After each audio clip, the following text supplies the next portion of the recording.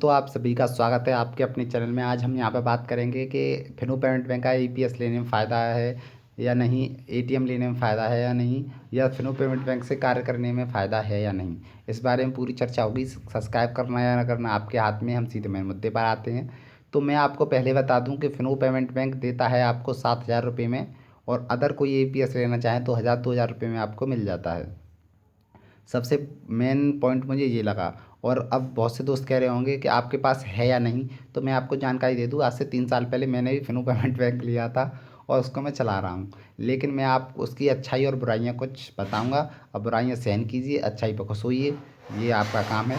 तो मैं एक और आप बात बता दूँ आपको कि उसमें एटीएम जो है, एटीएम का चार्ज कटता है 118 रुपये एटीएम मशीन का। लेकिन अभी जो डीजीपे की एटीएम मशीन आई है उसका कोई भी चार्ज नहीं कटता है। और उसकी जो एटीएम मशीन है उसका 8 रुपये कमीशन मिलता है। डीजीपे की 9.5 रुपये एटीएम मशीन का कमीशन मिलता है। और डीजीपे क्या है, फ्री में भी मिल जाता है। आप सभी के पास सीएससी होगी, उसमें से चालू कर सकते हैं। अगर डीजीपे नहीं है, पे नियर बाई 1,000 रुपये में, और ये सब कंपनी 1,000-1,000 रुपये में आपको एपीएस दे देती हैं। लेकिन फिनो आपको 7,000 रुपये में देती है। अब फिनो पेमेंट बैंक क्या कहती है, हम खाता खोलने की सिस्टम भी देते हैं आपको, एक तरीके से सीएसपी देते हैं। दोस्तों, सीएसपी से हमें क्या फ़ायदा है, जिसमें हमें एवरेज बैलेंस कमीशन ना मिले। जैसे आपका कस्टमर अगर अपने खाते में पैसा जमा करके रखता है तो उसका कमीशन आपको मिल ही नहीं रहा है। जैसे आपके कस्टमर ने 1,00,000 रुपये अपने खाते में जमा करके रखे, तो आपका 1,000 रुपये उसका कमीशन मिलना चाहिए, लेकिन वो ना मिले तो फिर क्या फ़ायदा। फिर एक और बात कि ये खाता वगैरह खुलवाते हैं, इसमें ये 250 रुपये की किट देते हैं। उस किट के लिए कौन 250 रुपये की किट देगा।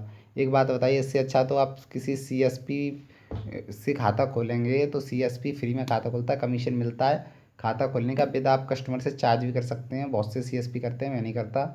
तो आप बहुत से 100 रुपये 200 रुपये खाता खोलने के ले लेते हैं, वो फ्री के खोलते हैं। अब इसमें 250 रुपये कंपनी को, तो उसमें कमीशन मिलेगा, क्या फ़ायदा खोलने से। अब बहुत से दोस्त कहेंगे कि हमको सरकारी बैंक का सीएसपी नहीं है, उससे अच्छा यही है। हाँ, बेशक इससे अच्छा यही है, मगर इससे आपके कस्टमर का आप पे विश्वास थोड़ी नहीं बढ़ेगा। इसकी कोई धरती पे ब्रांच नहीं है। और कस्टमर कहेगा अगर ये दुकान बंद हो गई तो हम कहाँ पे पैसे निकालने जाएंगे। और दूसरी बात ये कि अगर आपके पास आपका कस्टमर पैसे निकालने आता है तो उसको कैश कहाँ से दोगे। कैश निकालने के लिए नहीं पब्लिक सेक्टर की बैंक में जाओगे, और इसमें करंट अकाउंट खुलवाओगे तो लेन देन का आपको टैक्स जमा करना पड़ेगा, और उसका मेंटेनेंस का चार्ज देना पड़ेगा। तो मैं आपको बता दूं कि आप सीएसपी ले सकते हो, और इसके अलावा अगर सीएसपी नहीं मिले आपको, तो आप एईपीएस अदर कंपनी का ले सकते हो।